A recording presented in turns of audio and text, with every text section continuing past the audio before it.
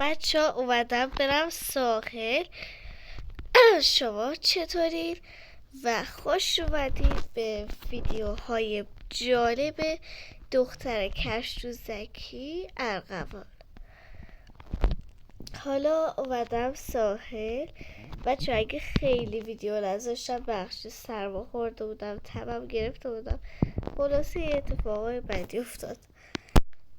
سرما خوردم، تبم گرفتم، یه بار یادم رفت اصلا چیز کنم ویدیو بگیرم. خب بریم لباس عوض کنیم این گوشه، زی خوراکی هم از اینجا بگیریم.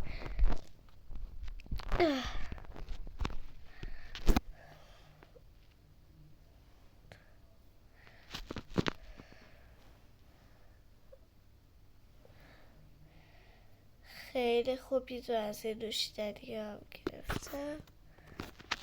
بریم روزم توی اینجا، نگو که خوردم. خب حالا این لباس رو میپوشیم میریم این ور. بچه این شرایی بکنیم برش بریم درست بکشیم. خیلی خوب. آخش حالا بریم یکم این پله ها چیه؟ بذار بریم اینجا. اینجا کجاست؟ وا خیلی عجیبه اینجا. بهتر این ذره بگردم اینجا. آهای کسی اینجا نیست واقعا؟ صدا و داری؟ تو از کجا داری صدا پخش میکنی؟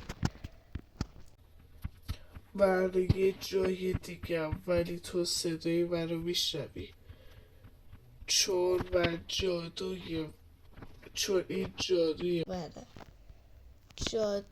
جادو چی هست؟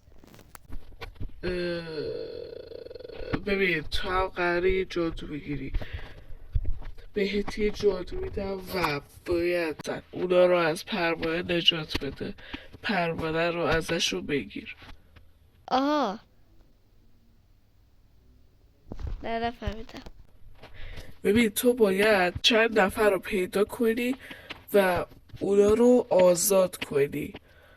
یک نفر یک جادویی داره که پروانه ها رو میفرسته و اونها رو وحشی میکنه. باشه حالا کجا هست؟ خودت باید پیداشون کنی. خیلی خوب. حالا باید چیکار کنم؟ چجوری بریم جادو بگیریم؟ برو تو قسمت. خب حالا ببینم. چه جالب. حالا برو دنبالش. باش خیلی خب این چیزا رو برداریم و بریم. بدیو دیکش.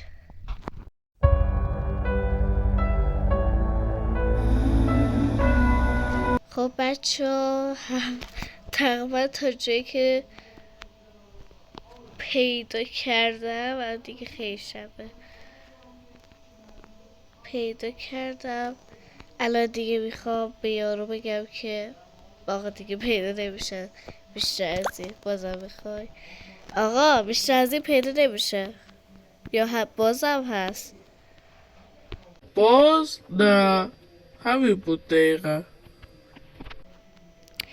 خیلی خوب. الان برگردم به حالت اول برمیگردم. آره آها آقا چرا دریایی شدم؟ ببخشید انگار دکمه اشتباهی رو زدم. برو تو دوباره. آها الان درسته. مرسی خداحافظ. برگردم خونه. ولی چقدر طول کشید.